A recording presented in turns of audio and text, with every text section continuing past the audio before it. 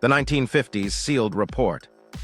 By the mid-1950s, the Copperbelt sat inside a corporate machine built for certainty.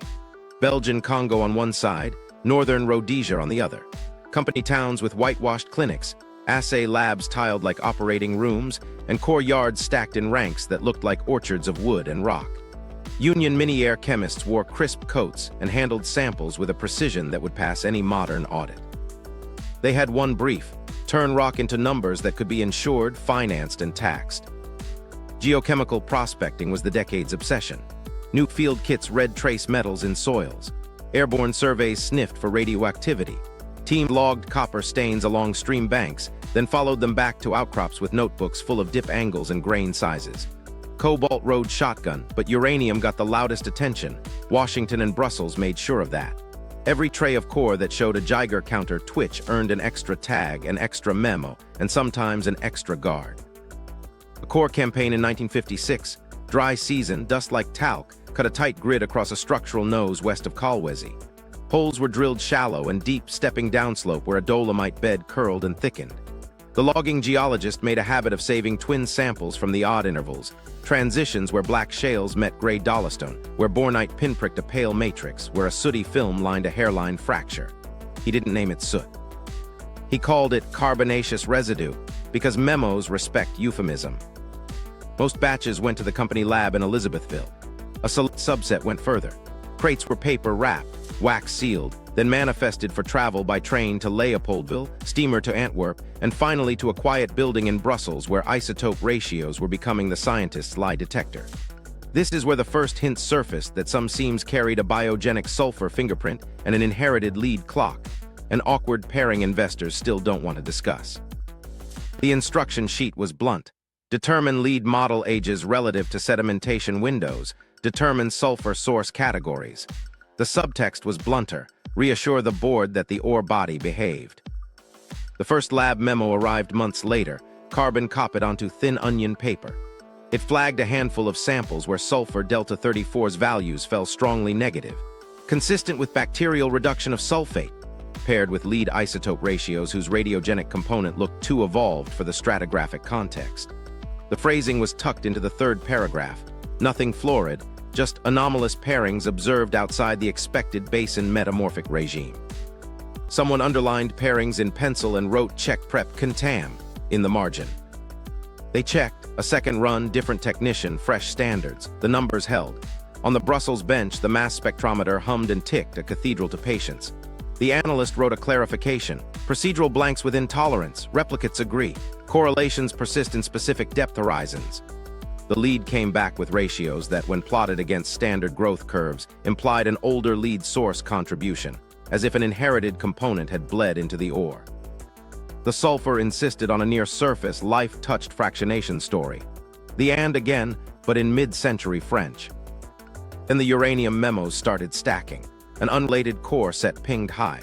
Phone calls ran faster than mailboats. The Belgian administration tightened its secrecy regime. The company legal counsel refreshed everyone on the 1939 decree that pulled anything strategic behind a wall. The psychological chill was immediate. Say uranium near copper, and nationalization shadows the room. Uranium and copper didn't like to be in the same sentence. Everyone knew why: nationalization risk. If the deposit could be argued as nuclear adjacent, the state might claim it outright, or Washington might wrap it in export controls that strangled margins. The report that tried to bridge the chemistry and the business landed on a polished desk in Elizabethville with a red diagonal stamp. Provisoire, ni pas diffuser. Provisional, do not circulate. The cover letter said the sulfur lead anomalies were of academic interest. Method variants could not be excluded, and no operational implications were recommended pending further work.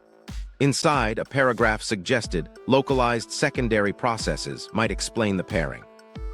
The words secondary processes did a lot of work. They did not include ancient roasting, but that's what one metallurgist read between the lines. He didn't say it out loud.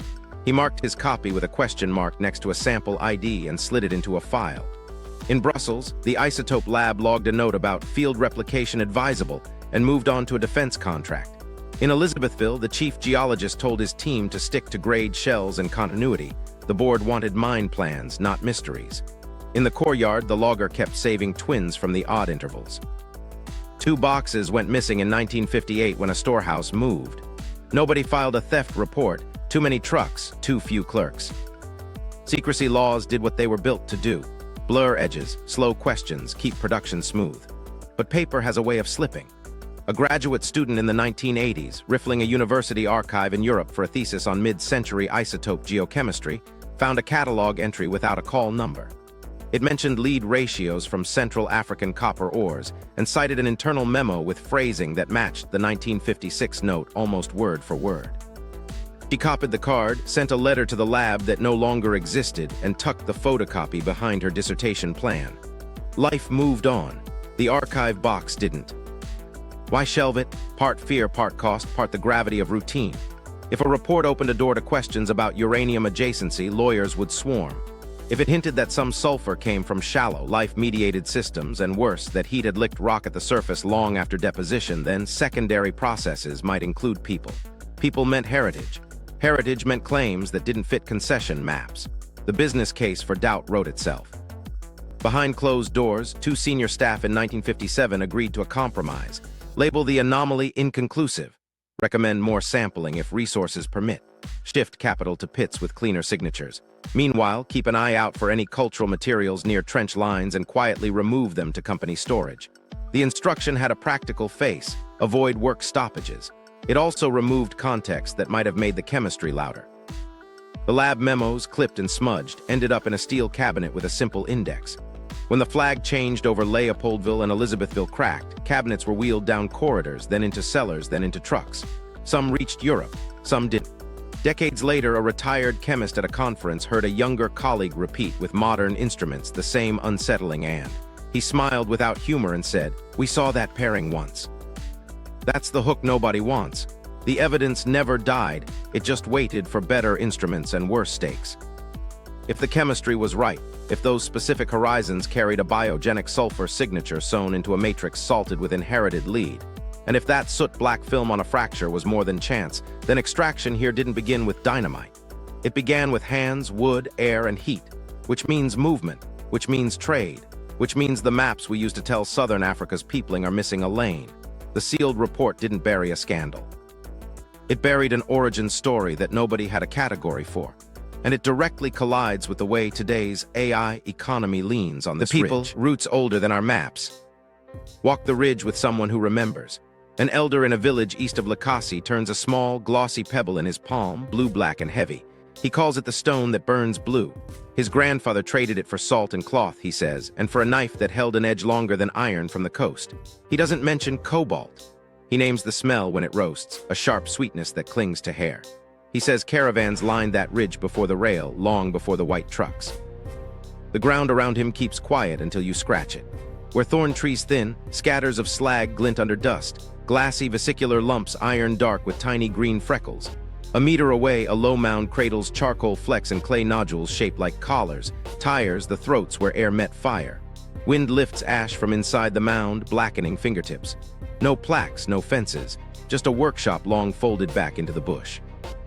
Farther south in the Kafue headwaters, archaeologists lifting soil in shallow squares map stains like ghosts.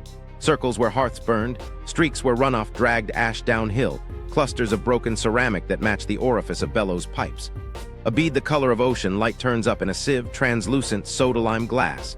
It doesn't come from here. Traders pushed beads inland from the east coast in waves, the historians say proof of Indian Ocean ties. The bead sits beside a copper awl with hammer marks that match hammers carved into rock art a day's walk away. Rock art isn't a ledger, but it records rhythm. Lines of figures with burdens, a herder with longhorn cattle stepping toward a zigzag that scholars read as a river. One panel shows a girded person holding a long-handled spoon over a shallow pit. People argue about that spoon, grain, beer, or ore. Nearby, a scatter of green-stained stone and a half-moon of slag argue back. There are places where pictures and byproducts hold each other up. Oral histories do their own triangulation. In Bemba, Luba, Lunda, the proverbs loop back to metal. A king who warmed his house with red stone wasn't burning it. He was giving gifts from smelters that ran through the night. Copper crosses show up in graves and shrines, equal-armed and well-balanced, calibrated for hands and backs. They weren't just money. They were weights you could strap to a carrier's pole, units of trust. Along river routes, Fishermen swapped dried bream for a finger of worked copper, bright as dawn. Inland, salt made from ash and saline pans traveled with cattle and cloth, meeting ore at predictable places, where old footpaths crossed low saddles in the hills. Those saddles are where isotopes now whisper. The forbidden ratios from certain horizons match soils with black beads of vitrified waste and charcoal older than the missionary diaries that anchor many timelines. The textbook story puts the major copper pulse later, tied neatly to the Bantu expansions that swept south and east with iron, language, and agriculture. Genetic data draws beautiful arcs on maps, coherent and persuasive. But it doesn't forbid pockets of skill that predate the main wave, flickers of technique shared across groups by trade and marriage, igniting smelters on favorable ground. Artifacts care less about blankets we lay over centuries. Hidden outside an old village line, a crucible fragment holds a frozen flow of copper bloom, its underside caked with magnetite slag. A groove on the lip fits a pouring stick. The clay is tempered with crushed grog and plant ash, a recipe that shows up in workshops spread along a north-south axis hugging the ore contact. Those are not random hearths. They're stations in a chain. A story told in Ndola says there was a path you could walk in 4 days if you started with the moon at your shoulder. You could trade blue fire stone for lake salt, then take salt to the coast, then bring beads and cloth back to the hills. The tellers shape time with nights and foot blisters, not rains and treaties. You measure a route by where water sits, where wood is straight, where rock bleeds green when you scrape it with a bone. Genetics brings a quiet check. The Bantu language family spreads with farmers and ironworkers, yes, but local lineages hold patterns that suggest long residency at specific ectones, edges where forests meet savannas, where ore-bearing shales crop out near water. The archaeologists who have spent months drawing pottery profiles at these edges talk about continuity in shard tempers and rim forms that outlast style waves elsewhere. Something held people here. Metal work is a good anchor. Meanwhile, coastal goods leave breadcrumbs. East Coast glass beads with soda-lime signatures thread inland alongside cowries, but so do more humble imports. Tanged knives with ferritic microstructures typical of bloomery iron from older established workshops far to the north and west. In some copperbelt sites, iron and copper rise together in the same layers, but the copper pieces show a confidence. The edges hammered thin, annealed, and rehammered, that comes from long local practice. You don't get that curve in a decade. Here's where the contradiction bites. Museum labels say large-scale, skilled extraction came late, once political centers could command labor. But the slag mounds at the smaller stations are too big for occasional tinkering and too uniform to be experiments. Roasting beds cut into slope, shallow and wide, sit above ore chutes that modern pits now chase. A reheated sample sends off that same sweet metallic note the elder named, the smell that lingers in hair. Copper doesn't lie about heat. A micro-story travels faster than a thesis. In a market near Kapushi, an old man taps a copper cross on a table, dull and heavy. He says his mother's brother carried 2 like this to the salt pans and returned with a cow and a wife. He smiles. He says the road was safe because it was known men waited at certain trees to swap meat for metal. His grandson sells phone credit beside him, scratching codes when the network allows. 2 economies, 1 habit, roots, trust, exchange. If copper shaped those roots early, then what we call migration flattens into something less tidy and more human. Movement that follows work, stories that follow movement, alliances that follow stories. Power collected not just in capitals but at the mouths of furnaces. And if some of those furnaces left isotope scars in ore now feeding batteries and server farms, then the present is literally smelting the past back to life. The 195's chemists didn't have the elders' words, but they touched the same seam. The people and the rock have been in dialogue longer than the maps allow. The forbidden synthesis, copper, cobalt, and an old isotope riddle. Here's where the strands knot. Modern labs pulled dusty twins from those old core boxes and matched them against fresh cuttings taken meters away. Cross-lab triangulation, clean as you can make it. Brussels-era numbers on one side, multi-collector mass specs on the other. The Delta 34 stayed light in the same skinny horizon. The lead stayed radiogenic in the same narrow run. Different technicians, different acids, same pairing. The graph didn't just rhyme, it overlaid. That's the psychological pinch. Once you see the overlay, you can't unsee the corridor it marks. Then someone overlaid maps. The odd isotope band traced beneath a hill where slag beads sit in village soils like black hail. Amid a short walk downslope gave up charcoal that dated older than the neat migration chapter headings we teach. Charcoal is fussy but honest. Burn a tree at a furnace, bury the ash, and a laboratory will tell you when that fire licked air. The dates pressed earlier than the tidy models liked. Not Bronze Age fantasies, just enough to ask for a revision. Geochemists hate the word impossible. They prefer pathways. So they built one that fit the fingerprints. Start with ore at or near surface, carrying sulfate from basin life baked into its sulfur. Add people who learn to roast it, slow and shallow, to drive off volatiles and crack sulfides before smelting. Roasting in open beds lets oxygen chew through sulfur, but it also bakes in a signature, light sulfur where bacteria had already tugged at isotopes. Do it in the same place for long enough, and you leave a chemical scar that drills will hit generations later. That's the impossible pathway. Biogenic sulfur married to a later heat history that isn't purely metamorphic. What about the lead? The radiogenic skew needs time or inheritance. The rocks in the belt have both. If early fluids leached a whisper of older lead from basement sources or from detrital grains in the sediments, then parked it in sulfides that later met heat, the lead clock would carry that earlier story. Roasting won't reset it. It isn't hot enough, and lead in sulfides shrugs off short, low-temperature events. So you end up with a horizon where sulfur shouts, "I came through life," and lead mutters, "I've aged longer than this layer." Two clocks, same seam. Skeptics tried to kill it with lab error. They ran blanks, swapped crucibles, dissolved samples in different acid strengths, even shipped splits to labs that compete for contracts. One lab spiked in a tracer to catch contamination. It came back clean. Another reamed the prep room, replaced every beaker, and still got the pairing. Meanwhile, field teams gridded soils above the isotope band and found microslag spheres magnet sticking to a pocket compass.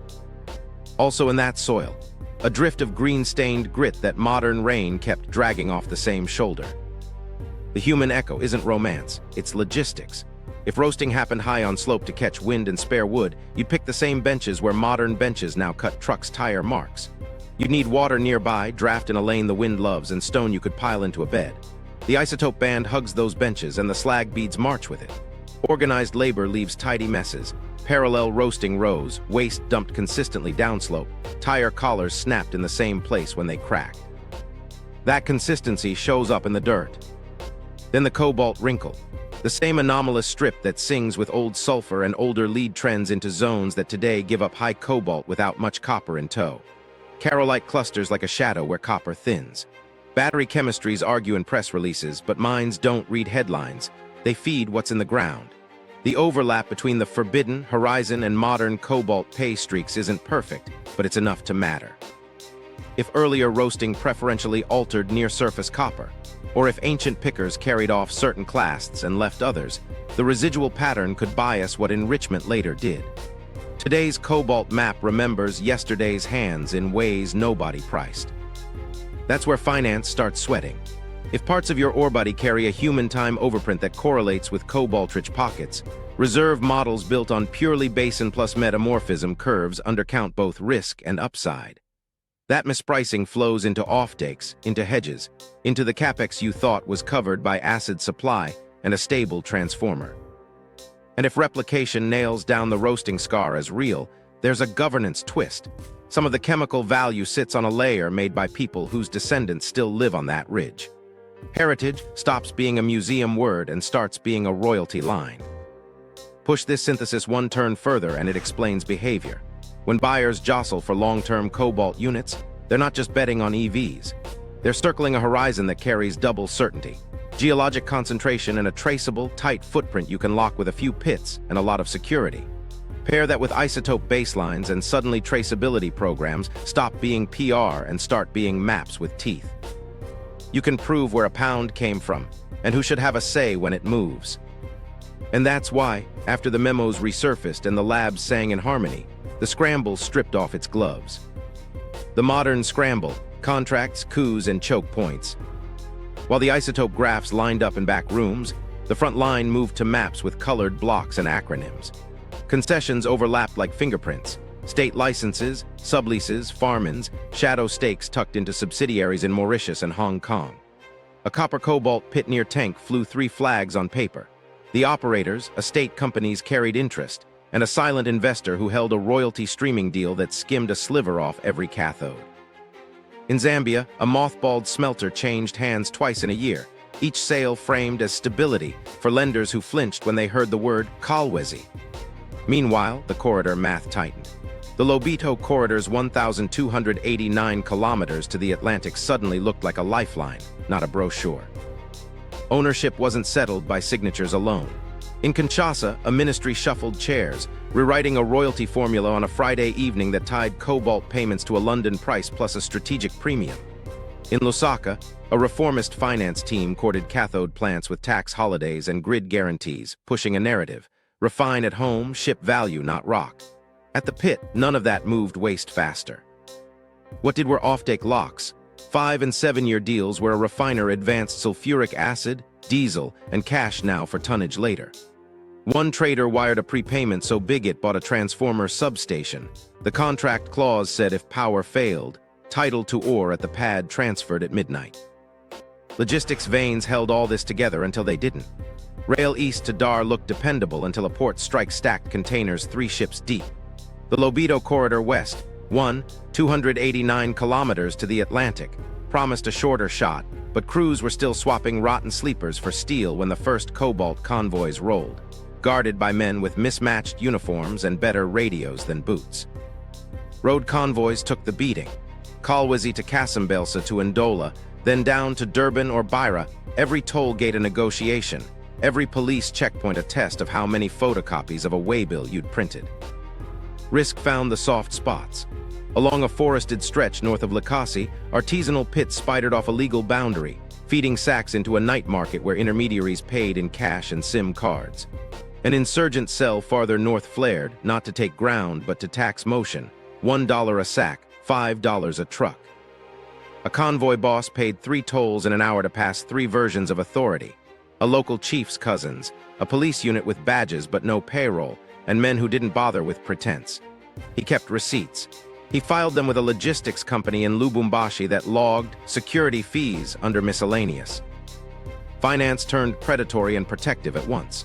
Western banks, spooked by sanctions risk and NGO reports, pulled back from trade finance that touched gray zones. Chinese policy lenders leaned in, pairing project loans with offtakes that ran to the end of the decade.